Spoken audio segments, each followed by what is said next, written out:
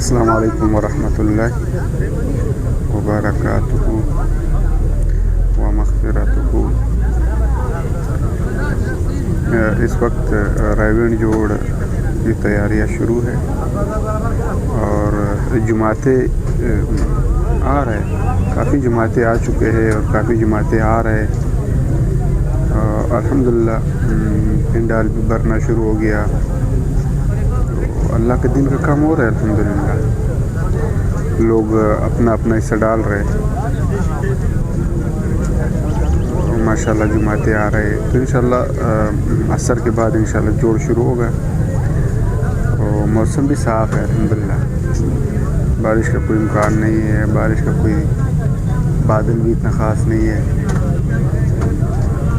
तो हवा भी चल रहा है।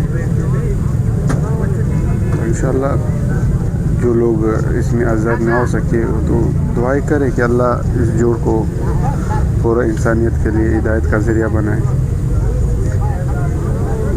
और इस वीडियो को खूब शेयर करो ताकि सारे मुसलमानों तक अल्लाह का दीन का पैगाम पहुंच जाए कि अल्लाह के दीन का काम हो रहा है अल्हम्दुलिल्लाह।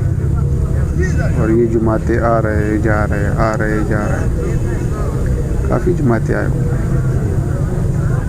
और तालीम का अमल भी हो रहा है।